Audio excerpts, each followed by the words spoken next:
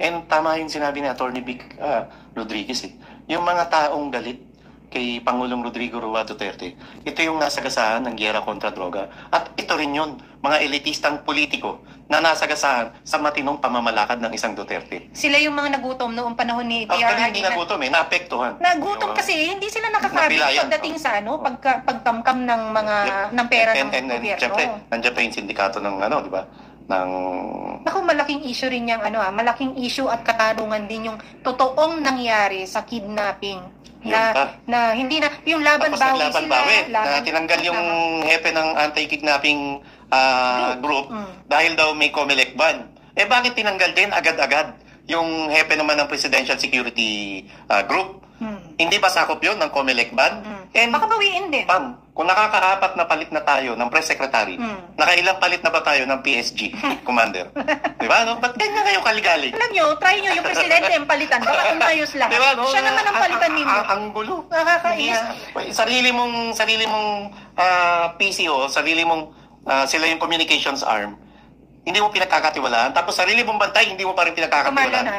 Let me, Iyan sa PCO ang mga nangyayari ngayon. Kay Claire Castro at saka kay J. Ruiz, the agency is not your stage. Correct. To explain yourselves dyan sa mga mess na meron kayo. Yang ahensyang yan ay para gamitin ninyo na ihatid sa mga tao, sa mga Pilipino, at paniwalain kami na yung among nyong nakaupo dyan ay hindi bulok or nabubulok or for recycle. Sa madaling sabi, nandyan kayo sa palasyo, parang mga tinatalakay nyo ay patungkol sa magandang programa ng inyong Pangulo. Pero ang tinatalakay nyo ay mga personal nyo. Kaya nagulat pa ako kay Yusek Claire Castro, butangera, palingkera. Alam mo, Marlon. Wala lang. Ako, ambot sa'yo, natural lawyer. Ano pa ba mas maingay sa palengke? Yung alam mo yung sa sabong? Alin? Maingay din dun Ganun siya kaingay. O kaya alam mo yung tambutso na... Wala class, no? Wala. Layo sa pagiging class ng isang Pamela. Naman.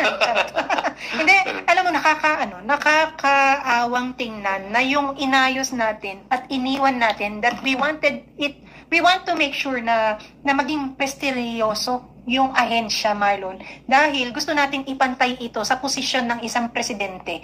Kaya alam kung lahat sila doon tae-tae. Excuse the language sa mga nagdi-dinner po. Kung lahat sila ganun kabulok, talagang kahit anong effort ng iisa na mapaganda ang kanyang ahensya, talagang malalamon ng isang pangit na pamamalakad. Ang catch dito, pagpasok pa lang, wala nang honeymoon period dito kay J. Ruiz. Kay Atty. Claire. Tapos si Jay, napipikon agad. Para hindi ka bidyak. Puro ganyan, puro. Tapos makakain ako, Jay. Parang, tsaka hindi ka pa na-appoint yan. Tingnan natin kung paano kayo nasalang sa commission ng appointment. Acting naman siya Marlon. Yung position niya, acting press secretary. Di ba kapag acting meron kang pwedeng hanggang hindi ka pa maisalang. Baka meron lang kailangang, alam mo yun, abutin para kumita. Ganyan. Alam mo, ito Marlon Hindi na kumita, may makita. Malay mo naman, hindi totoo yung sinasabing siya may-ari ng digital ink, di ba? Good luck. Malay mo naman, talagang nakabit na niya, at saka siya sumampa. Alam mo, J. Ruiz, pero habang nagsasalita ka, hawakan mo rin ilong mo, baka biglang tumakos siya, Brad. Pigilan mo, baka lumagpas sa screen namin. Another one, ito pa yung payong Pilipino, mag-usap kayo ng palasyo at kayong mga butangera dyan sa PCO dahil ang daming disconnect Marlon sa kanilang mga pahayag. Daming disconnect. Anyway, nagtatagumpay naman sila kasi natatabunan yung issue ng bayan. Wala mo lang.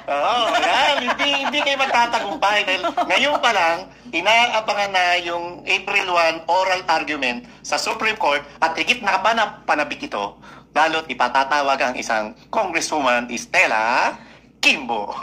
Tapos, nandyan pa yung mga grupo ng talagang mga matatapang nating kaibigan sa vlogging industry, na sila Miss Joey, na nagsampa ngayon ng kaso sa iisa pang hangal na congressman na nagtatawag at nagtatag sa mga malayang nagpapahayag ng kanilang opinion na ito ay mga narco at pogo vloggers. Maling-mali kayo doon. Kaya, I don't know if Congressman Ace Barbers has somehow realized this time na, alam mo yon, naka-break ang session na, alam mo yon, that he did something wrong.